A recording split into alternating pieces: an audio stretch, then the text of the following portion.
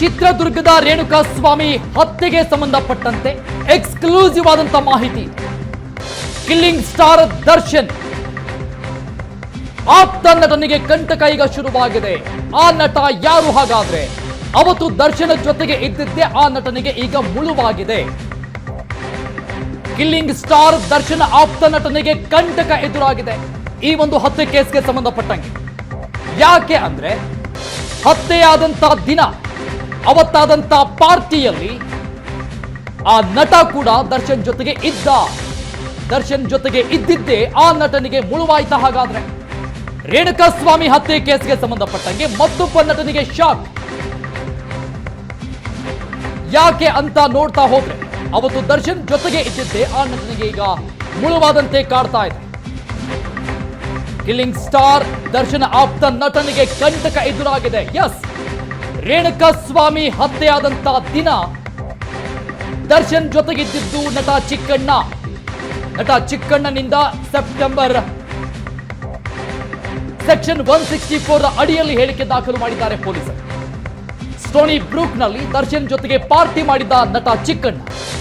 ಈ ಸಂಬಂಧಪಟ್ಟಂಗೆ ಹಿಂದೆ ಕೂಡ ನಟ ಚಿಕ್ಕಣ್ಣನನ್ನ ಕರೆಸಿ ವಿಚಾರಣೆ ಮಾಡಿದ್ರು ಪೊಲೀಸರು. ಹತ್ಯೆಯಾದಂತ ದಿನ ಸ್ಟೋನಿ ಬ್ರೂಕ್ನಲ್ಲಿ ಆ ಹೋಟೆಲ್ನಲ್ಲಿ ದರ್ಶನ್ ಜೊತೆಗೆ ಪಾರ್ಟಿ ಮಾಡಿದ್ದ ಚಿಕ್ಕಣ್ಣ.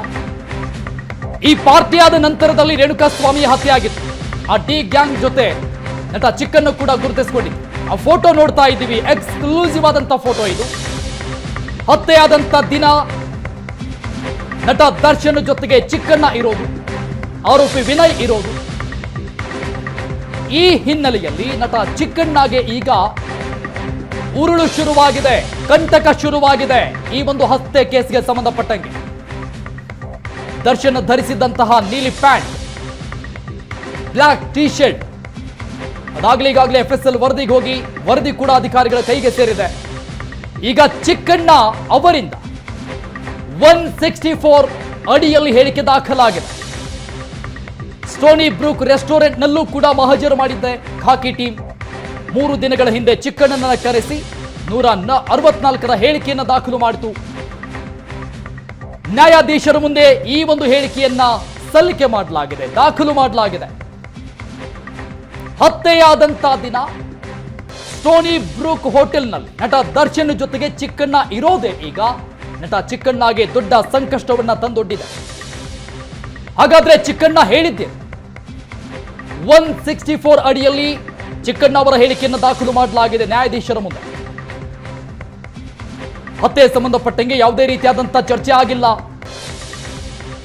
ಬೇರೆ ಸ್ನೇಹಿತರ ಜೊತೆಗೆ ದರ್ಶನ್ ಕಾರ್ನಲ್ಲಿ ತೆರಳಿದ್ರು. ಸ್ಟೋನಿ ಬ್ರೂಕ್ ರೆಸ್ಟೋರೆಂಟ್ಗೆ ದರ್ಶನ್ ಊಟಕ್ಕೆ ಕರೆದಿದ್ರು. ಎಲ್ಲ ವಿಚಾರವನ್ನ ನ್ಯಾಯಾಧೀಶರ ಮುಂದೆ 164 ಹೇಳಿಕೆಯಲ್ಲಿ ನಟ ಚಿಕ್ಕಣ್ಣ ಒಪ್ಕೊಂಡಿದ್ದ. ಅವತ್ತೇನೇನಾಯಿತು ಅನ್ನೋದನ್ನ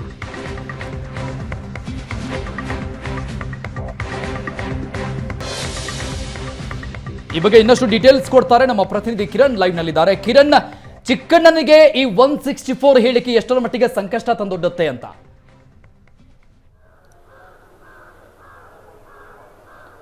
ಖಂಡಿತ ಅರುಣ್, ರೇಣುಕಾಸ್ವಾಮಿ ಕೊಲೆ ಪ್ರಕರಣಕ್ಕೆ ಸಂಬಂಧಿಸಿದಂತೆ ತನಿಖೆ ಕೈಗೊಂಡಿರ್ತಕ್ಕಂಥ ಪೊಲೀಸರೇನಿದ್ದಾರೆ ಎಲ್ಲಾ ಸಾಕ್ಷಿಗಳನ್ನ ಕಲೆ ಹಾಕ್ತಾ ಇದ್ದಾರೆ. ಸುಮಾರು 200ಕ್ಕೂ ಹೆಚ್ಚು ಸಾಕ್ಷಿಗಳನ್ನ ಕಲೆ ಹಾಕ್ತಾ ಇರ್ತಕ್ಕಂಥದ್ದು. ನಟ ದರ್ಶನ್ ಆಗಿರ್ಬೋದು, ಪವಿತ್ರ ಗೌಡ ಆಗಿರ್ಬೋದು, ಇತರ ಆರೋಪಿಗಳೇನಿದ್ದಾರೆ ಎಲ್ಲರ ವಿಚಾರಣೆ ಮಾಡಿದ್ದಾರೆ. ಸುಮಾರು 17 ಆರೋಪಿಗಳನ್ನ ಬಂಧಿಸಲಾಯಿತು. ನಂತರ ಅವರನ್ನೆಲ್ಲ ಸಹ ಜೈಸಿ ಬಿಡಲಾಗಿರ್ತಕ್ಕಂಥದ್ದು. ಈ ನಡುವೆ ಅವತ್ತು ಪಾರ್ಟಿ ಮಾಡಲಾಗುತ್ತೆ. ಕೊಲೆಯ ಮುನ್ನ ಒಂದು ಪಾರ್ಟಿ ನಡೆಯುತ್ತೆ. ಆ ಪಾರ್ಟಿಗೆ ಅಲ್ಲಿ ಯಾರೆಲ್ಲ ಭಾಗಿಯಾಗಿದ್ರು ಅನ್ನೋದ್ರ ಬಗ್ಗೆನೂ ಸಹ ಕಾಮಾಕ್ಷಿಪಾಳ್ಯ ಪೊಲೀಸರು ಮಾಹಿತಿಯನ್ನ ತೆಗೆದುಕೊಂಡಿರ್ತಾರೆ. ಹೀಗಾಗಿ ಆ ಪಾರ್ಟಿಯಲ್ಲಿದ್ದಂತ ಎಲ್ಲರಿಗೂ ಸಹ ಬುಲಾವ್ ಕೊಟ್ಟಿದ್ರು. ಅದರಲ್ಲಿ ಕೆಲವು ಆರೋಪಿಗಳನ್ನ ಬಂಧಿಸಿದ್ರೆ ಅವರ ಹೇಳಿಕೆಯನ್ನ ದಾಖಲಿಸಿದ್ರು. ಆ ಸಂದರ್ಭದಲ್ಲಿ ನಟ ದರ್ಶನ್ ಕೂಡ ಹೇಳಿಕೆಯನ್ನ ದಾಖಲಿಸಿದ್ರು, ಮತ್ತೆ ಇತರ ಆರೋಪಿಗಳ ಹೇಳಿಕೆ ದಾಖಲಿಸಿದ್ರು. ಸ್ಟೋನಿ ಬ್ರೋಕ್ JP ನಗರದಲ್ಲಿರ್ತಕ್ಕಂಥ ಸ್ಟೋನಿ ಬ್ರೋಕ್ ಮಾಲೀಕತ್ವ ಏನಿದೆ, ವಿನಯ್ ಮಾಲೀಕತ್ವದ ಸ್ಟೋನಿ ಬ್ರೋಕ್ ನಲ್ಲಿ ಅವತ್ತು ಚಿಕ್ಕಣ್ಣ ಕೂಡ ಪಾರ್ಟಿಯಲ್ಲಿ ಭಾಗಿಯಾಗಿದ್ರು. ಕೊಲೆಗೆ ಮುನ್ನ ಒಂದು ಪಾರ್ಟಿ ನಡೆಯುತ್ತೆ. ಆ ಪಾರ್ಟಿಯಲ್ಲಿ ಎಲ್ಲಾ ಆರೋಪಿಗಳು ಸಹ ಸೇರಿರ್ತಾರೆ. ನಟ ದರ್ಶನ್ ಆಗಿರ್ಬೋದು, ಪ್ರದೋಷು, ದೀಪಕ್, ಲಕ್ಷ್ಮಣ್ಣು, ವಿನಯ್ ಸೇರಿದಂತೆ ಇತರ ಆರೋಪಿಗಳೆಲ್ಲ ಸಹ ಸಾಕಷ್ಟು ರೀತಿಯಲ್ಲಿ ಅಲ್ಲಿ ಕೊಲೆ ಬಗ್ಗೆ ಸಹ ಚರ್ಚೆ ನಡೆಸಿರ್ತಾರೆ. ಆ ರೇಣುಕಾಸ್ವಾಮಿಯ ಕೊಲೆಗೆ ಮುನ್ನ ಈ ಪಾರ್ಟಿ ನಡೆದಿರುತ್ತೆ. ಹೀಗಾಗಿ ಆ ಪಾರ್ಟಿಯಲ್ಲಿ ಸಹ ಈ ಏನಿದಾನೆ ನಟ ಚಿಕ್ಕಣ್ಣ ಕೂಡ ಭಾಗಿಯಾಗಿರ್ತಾನೆ. ಹೀಗಾಗಿ ಚಿಕ್ಕಣ್ಣಗೆ ನೋಟಿಸ್ ಕೊಟ್ಟು ಈ ಹಿಂದೆ ಸಹ ಪೊಲೀಸರು, ಕಾಮಾಕ್ಷಿಪಾಳ್ಯ ಪೊಲೀಸರು ವಿಚಾರಣೆ ನಡೆಸಿದ್ರು. ತೀವ್ರ ವಿಚಾರಣೆಗಳು ಒಳಪಡಿಸಿದ್ರು. ಈ ನಡುವೆ 3 ದಿನಗಳ ಹಿಂದೆ ಚಿಕ್ಕಣ್ಣ ಅವನನ್ನ 24ನೇ ACMM ನ್ಯಾಯಾಲಯದ ನ್ಯಾಯಾಧೀಶರ ಮುಂದೆ ಹಾಜರುಪಡಿಸಿ ಚಿಕ್ಕಣ್ಣ ಅವರ 164 ಹೇಳಿಕೆಯನ್ನ ದಾಖಲಿಸಿರ್ತಕ್ಕಂಥದ್ದು. ಇದರಲ್ಲಿ ಮುಖ್ಯವಾಗಿ ಏನಂದ್ರೆ 164 ಹೇಳಿಕೆಯನ್ನ ದಾಖಲಿಸಿದ್ರೆ ನ್ಯಾಯಾಲಯದಲ್ಲಿ ಏನಿದೆ, ನ್ಯಾಯದಲ್ಲಿ ಸ್ಟ್ಯಾಂಡ್ ಆಗುತ್ತೆ. ಪೊಲೀಸರ ಮುಂದೆ ಕೊಡ್ತಕ್ಕಂಥ ಹೇಳಿಕೆ ಏನಿದೆ ಅದು ಕೆಲವು ಕಡೆ ಸ್ಟ್ಯಾಂಡ್ ಆಗೋದಿಲ್ಲ.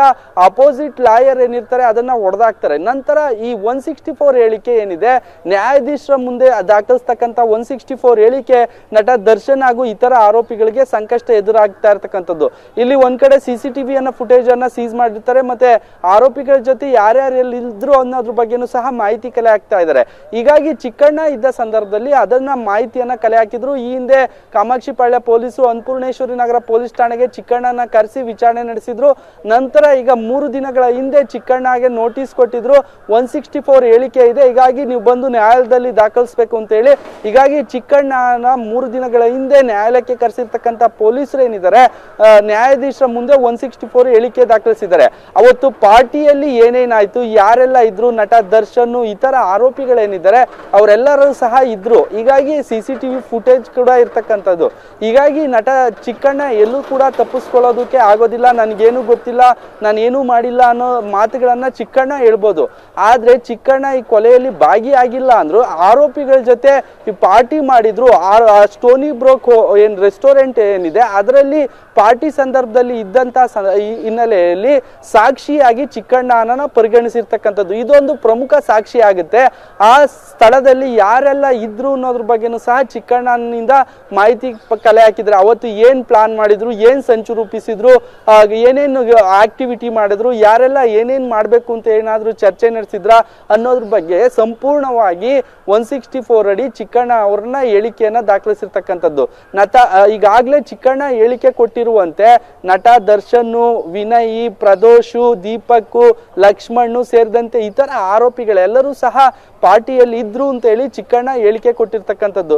ಈ ಹೇಳಿಕೆ ಪ್ರಮುಖವಾಗುತ್ತೆ. ಚಾರ್ಜ್ ಶೀಟ್ ಮಾಡಿ ಮತ್ತೆ ಟ್ರಯಲ್ ಸ್ಟಾರ್ಟ್ ಆದ ಸಂದರ್ಭದಲ್ಲಿ ನಟ ದರ್ಶನ್ ಮತ್ತೆ ಇತರ ಆರೋಪಿಗಳಿಗೆ ಸಾಕ್ಷಿಗಳು ಕಂಟಕ ಆಗ್ತಾ ಇರ್ತಕ್ಕಂಥದ್ದು. ಹೀಗಾಗಿ ಈಗಾಗಲೇ 200ಕ್ಕೂ ಹೆಚ್ಚು ಸಾಕ್ಷಿಗಳನ್ನ ಕಲೆ ಹಾಕಿದ್ದಾರೆ. ಅದರಲ್ಲಿ ಚಿಕ್ಕಣ್ಣ ಕೂಡ ಒಬ್ಬ ಸಾಕ್ಷಿ ಆಗ್ತಾನೆ. ಆ ಪಾರ್ಟಿಯಲ್ಲಿ ಏನೇನೆಲ್ಲ ನಡೀತು, ಎಷ್ಟೊತ್ತಿಗೆ ಪಾರ್ಟಿ ಸ್ಟಾರ್ಟ್ ಆಯ್ತು, ಏನೆಲ್ಲ ಮಾತುಕತೆ ಆಯ್ತು ಅನ್ನೋದ್ರ ಸಂಪೂರ್ಣ ವಿವರವನ್ನ 164 ಅಡಿ ಈ ಚಿಕ್ಕಣ್ಣ ಈಗ ನ್ಯಾಯಾಧೀಶರ ಮುಂದೆ ಹೇಳಿಕೆ ಕೊಟ್ಟಿರ್ತಕ್ಕಂಥದ್ದು. ಆ ಕಾಪಿಯನ್ನ ಪೊಲೀಸರು ತೆಗೆದುಕೊಳ್ತಾರೆ. ಕಾಮಾಕ್ಷಿಪಾಳ್ಯ ತೆಗೆದುಕೊಂಡು ಚಿಕ್ಕಣ್ಣ ಹೇಳಿಕೆಯನ್ನ ತೆಗೆದುಕೊಂಡಂತ ಪೊಲೀಸರು ಚಾರ್ಜ್ ಶೀಟ್ ನಲ್ಲಿ ಅದನ್ನ ಮೆನ್ಷನ್ ಮಾಡ್ತಾರೆ.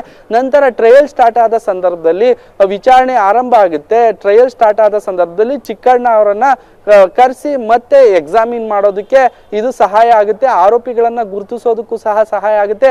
ಚಿಕ್ಕಣ್ಣ ಹೇಳಿಕೆ ಏನಿದೆ, ಈ ನಟ ದರ್ಶನ್ ಇತರ ಆರೋಪಿಗಳೇನಿದ್ರೆ ಅವ್ರಿಗೆಲ್ಲ ಸಹ ಸಾಕಷ್ಟು ಸಂಕಷ್ಟ ಒಡ್ಡೋ ಸಾಧ್ಯತೆ ಇರ್ತಕ್ಕಂಥದ್ದು. ಅರುಣ್, ಕಿರಣ್ ಹಾಗೆ ಸಂಪರ್ಕದಲ್ಲಿರಿ. ಸ್ಟೋನಿ ಬ್ರೂಕ್ ನಲ್ಲಿ ಪಾರ್ಟಿ ಮಾಡಿದಂತಹ ದರ್ಶನ್ ಗ್ಯಾಂಗ್, ಹಾಗಾದ್ರೆ ದರ್ಶನ್ ಜೊತೆಯಲ್ಲಿ ಆ ಪಾರ್ಟಿಯಲ್ಲಿ ಯಾರೆಲ್ಲ ಇದ್ರು ಗೊತ್ತಾ? ನಟ ಚಿಕ್ಕಣ್ಣ ಇದ್ರ.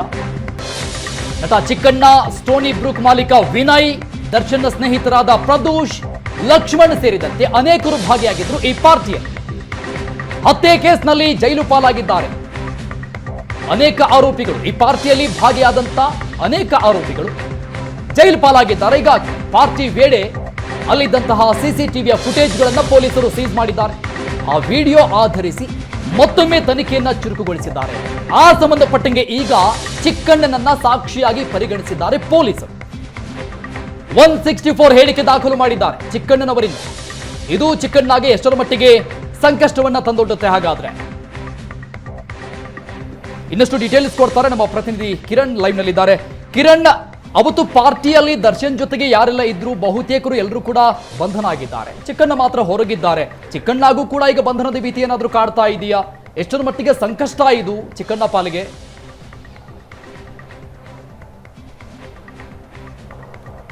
ಖಂಡಿತ ಅರುಣ್, ರೇಣುಕಾಸ್ವಾಮಿ ಕೊಲೆ ಪ್ರಕರಣದಲ್ಲಿ ನಟ ದರ್ಶನ್ ಸೇರಿದಂತೆ 17 ಆರೋಪಿಗಳನ್ನ ಬಂಧಿಸಲಾಗುತ್ತೆ. ಇನ್ ಸರ್ಕಮ್ಟೆನ್ಸ್ ಎವಿಡೆನ್ಸ್ ಏನಿದೆ, ಸಾಂದರ್ಭಿಕ ಸಾಕ್ಷಿಗಳ ಆಧಾರದ ಮೇಲೆ ಯಾರೆಲ್ಲ ಕನೆಕ್ಟಿವಿಟಿ ಇದ್ರು, ಆ ಟವರ್ ಡಂಪ್ ಆಗಿರ್ಬೋದು, CCTV ಫುಟೇಜ್ ಆಗಿರ್ಬೋದು, ಮತ್ತೆ ಅವರ ಲೊಕೇಶನ್ಗಳಾಗಿರ್ಬೋದು, ಎಲ್ಲರೂ ಸಹ ಒಂದೇ ಕಡೆ ಬಂದಿರುತ್ತೆ. ನಟ ದರ್ಶನ್ ಕಾಲ್ ಡೀಟೇಲ್ ಅನ್ನ ತೆಗೆದಾಗ ರಾಘವೇಂದ್ರ, ಪ್ರದೋಷ್, ದೀಪಕ್, ವಿನಯ್, ಲಕ್ಷ್ಮಣ್ ಎಲ್ಲರನ್ನು ಕಾಂಟ್ಯಾಕ್ಟ್ ಮಾಡಿರೋದು ಗೊತ್ತಾಗುತ್ತೆ. ಈ ಚೈನ್ ಕನೆಕ್ಟಿವಿಟಿ ಏನಿರುತ್ತೆ ಆರೋಪಿಗಳದ್ದು, ಈ ಹಿನ್ನೆಲೆಯಲ್ಲಿ ನಟ ದರ್ಶನ್ ಅನ್ನ ಮೈಸೂರಿಂದ ಅರೆಸ್ಟ್ ಮಾಡಿ ಕರ್ಕೊಂಡ್ಬರ್ತಾರೆ. ಇತರ ಆರೋಪಿಗಳನ್ನ ಬೇರೆ ಬೇರೆ ಸ್ಥಳದಿಂದ ಅರೆಸ್ಟ್ ಮಾಡ್ತಾರೆ. ಚಿತ್ರದುರ್ಗದಲ್ಲೂ ಸಹ ಕೆಲವು ಆರೋಪಿಗಳನ್ನ ಅರೆಸ್ಟ್ ಮಾಡ್ತಾರೆ. ನಂತರ ಮಾಜರ್ ಪ್ರಕ್ರಿಯೆ ಎಲ್ಲ ನಡೆಯುತ್ತೆ. ಮಾಜರ್ ಮಾಡೋ ಸಂದರ್ಭದಲ್ಲಿ, ಇನ್ವೆಸ್ಟಿಗೇಷನ್ ಮಾಡೋ ಸಂದರ್ಭದಲ್ಲಿ ಸ್ಟೋನಿ ಬ್ರೋಕ್ ನಲ್ಲಿ ಮುಖ್ಯವಾಗಿ ಪಾರ್ಟಿ ಮಾಡಿದ್ದು ಗೊತ್ತಾಗುತ್ತೆ. ಹೀಗಾಗಿ ಸ್ಟೋನಿ ಬ್ರೋಕ್ ಒಂದು ಪ್ರಮುಖ ಎವಿಡೆನ್ಸ್ ಹಾಕಿರ್ತಕ್ಕಂಥದ್ದು. ಅಲ್ಲೂ ಕೂಡ ಕಾಮಾಕ್ಷಿಪಾಳ್ಯ ಪೊಲೀಸರು ಏನಿದೆ ತಂಡ, ACP ಚಂದನ್ ನೇತೃತ್ವದ ತಂಡ ಒಂದು ಮಾಜರನ್ನ ನಡೆಸಿರ್ತಕ್ಕಂಥದ್ದು. ಆ ಸಂದರ್ಭದಲ್ಲಿ CCTV ಫುಟೇಜ್ ಗಳನ್ನ ಪರಿಶೀಲನೆ ಮಾಡ್ತಾರೆ. ಪರಿಶೀಲನೆ ಸಂದರ್ಭದಲ್ಲಿ ಸ್ಟೋನಿ ಬ್ರೋಕ್ ಹೋಟೆಲ್ ನಲ್ಲಿ ಯಾರೆಲ್ಲ ಇದ್ರು, ನಟ ದರ್ಶನ್ ಆಗಿರ್ಬೋದು, ವಿನಯ್, ಲಕ್ಷ್ಮಣ್ ಮತ್ತೆ ಇತರ ಆರೋಪಿಗಳೆಲ್ಲರೂ ಸಹ ಕೂತ್ಕೊಂಡು ಮೀಟಿಂಗ್ ಮಾಡಿರೋದು ಮತ್ತೆ ಪಾರ್ಟಿ ಮಾಡಿರೋದು CCTV ಫುಟೇಜ್ ಇರುತ್ತೆ. ಹಾಗಾಗಿ ಈ ನಟ ಚಿಕ್ಕಣ್ಣ ಅವರನ್ನ ಕರೆಸಿ ವಿಚಾರಣೆ ಮಾಡ್ತಾರೆ. ವಿಚಾರಣೆ ಸಂದರ್ಭದಲ್ಲಿ ಈ ಕೊಲೆ ಕೇಸ್ ಬಗ್ಗೆ ನನಗೇನು ಗೊತ್ತಿಲ್ಲ ಅಂತ ಹೇಳಿ ಗೊತ್ತಾಗುತ್ತೆ. ಮತ್ತೆ ಚಿಕ್ಕಣ್ಣನ ಕಾಲ್ ಹಿಸ್ಟ್ರಿ ಆಗಿರ್ಬೋದು, CDR ಆಗಿರ್ಬೋದು, ಮತ್ತೆ ಆತನ ಒಡನಾಟದಲ್ಲಿದ್ದವರಾಗಿರ್ಬೋದು, ಆ ಚಿಕ್ಕಣ್ಣನ ಪಾತ್ರದ ಬಗ್ಗೆ ಸಹ ಸಾಕಷ್ಟು ಗುಮಾನಿ ಇರುತ್ತೆ. ಚಿಕ್ಕಣ್ಣ ಏನಾದರೂ ಕೊಲೆ ಪ್ರಕರಣದಲ್ಲಿ ಭಾಗಿಯಾಗಿದ್ದಾರಾ ಅನ್ನೋದ್ರ ಬಗ್ಗೆನೂ ಸಹ ಸಾಕಷ್ಟು ವಿಚಾರಣೆ ನಡೆಯುತ್ತೆ. ಪೊಲೀಸರ ವಿಚಾರಣೆ ಮೇಲೆ ಚಿಕ್ಕಣ್ಣ ಈ ಕೊಲೆ ಪ್ರಕರಣದಲ್ಲಿ ಭಾಗಿಯಾಗಿಲ್ಲ ಅಂತ ಕಂಡು ಬರುತ್ತೆ. ಆದ್ರೆ ಆ ಆರೋಪಿಗಳ ಜೊತೆ ಓನ್ಲಿ ಪಾರ್ಟಿ ಮಾಡಿರೋದು, ಬಿಫೋರ್ ಕೊಲೆ ಮುಂಚೆ ಪಾರ್ಟಿ ಮಾಡಿರೋ CCTV ಲಭ್ಯ ಆಗುತ್ತೆ. ಆ ನಟ ದರ್ಶನ್ ಮತ್ತೆ ಇತರ ಆರೋಪಿಗಳ ಜೊತೆ ಪಾರ್ಟಿ ಮಾಡಿರೋದು. ಈ ಪಾರ್ಟಿಯಲ್ಲಿ ಏನಾದ್ರೂ ಕೊಲೆ ಬಗ್ಗೆ ಚರ್ಚೆ ಆಯ್ತಾ? ನಟ ದರ್ಶನ್ ನಂತರ ಪಾರ್ಟಿಯಿಂದ ಚಿಕ್ಕಣ್ಣ ಹೋಗಿರ್ತಾರೆ, ಆ ನಂತರ ಕೊಲೆ ಆಗುತ್ತೆ. ಹೀಗಾಗಿ ಚಿಕ್ಕಣ್ಣ ಪಾತ್ರ ಇದ್ರಲ್ಲಿ ಇಲ್ಲ ಅನ್ನೋದು ಪೊಲೀಸರಿಗೆ ಕನ್ಫರ್ಮ್ ಆಗುತ್ತೆ. ಹೀಗಾಗಿ ಚಿಕ್ಕಣ್ಣ ಅವರನ್ನ ಈ ಪ್ರಕರಣದಲ್ಲಿ 164 ಅಡಿ ಹೇಳಿಕೆಯನ್ನ ದಾಖಲಿಸಿ ಸಾಕ್ಷಿಯಾಗಿ ಪರಿಗಣಿಸಿದ್ದಾರೆ. ಅವತ್ತು ಯಾರೆಲ್ಲ ಇದ್ರು ಅನ್ನೋದ್ರ ಬಗ್ಗೆನೂ ಸಹ ಮಾಹಿತಿ ತೆಗೆದುಕೊಂಡಿದ್ದಾರೆ. ಮತ್ತೆ CCTV ಫುಟೇಜ್ ಅಲ್ಲಿ ಚಿಕ್ಕಣ್ಣ ಅವ್ರ ಜೊತೆ ಇರೋದು ಗೊತ್ತಾಗುತ್ತೆ. ಈ ಪಾರ್ಟಿ ಆದ ನಂತರ ಚಿಕ್ಕಣ್ಣ ಬೇರೆ ಕಡೆ ಮನೆಗೆ ತೆರಳಿತಾರೆ ಅನ್ನೋ ಮಾಹಿತಿ ಇರ್ತಕ್ಕಂಥದ್ದು. ಹೀಗಾಗಿ ಚಿಕ್ಕಣ್ಣ ಈ ಕೊಲೆಯಲ್ಲಿ ಆ ಶೆಡ್ಗೆ ಹೋಗಿಲ್ಲ, ಮತ್ತೆ ಆ ಇತರ ಆರೋಪಿಗಳ ಜೊತೆ ಸಹ ಯಾವುದೇ ರೀತಿ ಒಡನಾಟ ಇಟ್ಕೊಂಡಿಲ್ಲ.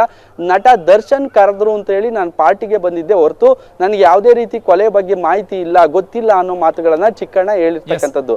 ಅಲ್ಲದೆ ಚಿಕ್ಕಣ್ಣ ಅವರನ್ನ ಬ್ಯಾಕ್ ಗ್ರೌಂಡ್ ಆಗಿರ್ಬೋದು, CDR ಆಗಿರ್ಬೋದು, ಅವ್ರ ಕಾಲ್ ಡೀಟೇಲ್ ಆಗಿರ್ಬೋದು, ಕೊಲೆ ಅಥವಾ ಕೊಲೆ ಟೈಮ್ ನಲ್ಲಿ ಏನಾದ್ರು ಸಂಪರ್ಕ ಮಾಡಿರ್ತಕ್ಕಂಥದ್ದು ಎಲ್ಲವನ್ನ ಸಹ ಪರಿಶೀಲನೆ ಮಾಡಿ ಚಿಕ್ಕಣ್ಣ ಅವರನ್ನ ಕೇವಲ ಸಾಕ್ಷಿಯಾಗಿ ಪರಿಗಣಿಸಿದ್ದಾರೆ ಹೊರತು ಈ ಪ್ರಕರಣದಲ್ಲಿ ಕೊಲೆ ಆರೋಪಿಯಾಗಿ ಪರಿಗಣಿಸಿಲ್ಲ.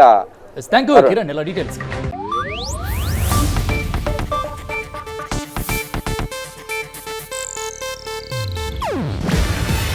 ಇದು ಏಷ್ಯಾನೆಟ್ ನ್ಯೂಸ್ ನೆಟ್ವರ್ಕ್ ಪ್ರಸ್ತುತಿ. ನೀವು ನೋಡ್ತಿದ್ದೀರಾ ಏಷ್ಯಾನೆಟ್ ಸುವರ್ಣ ನ್ಯೂಸ್.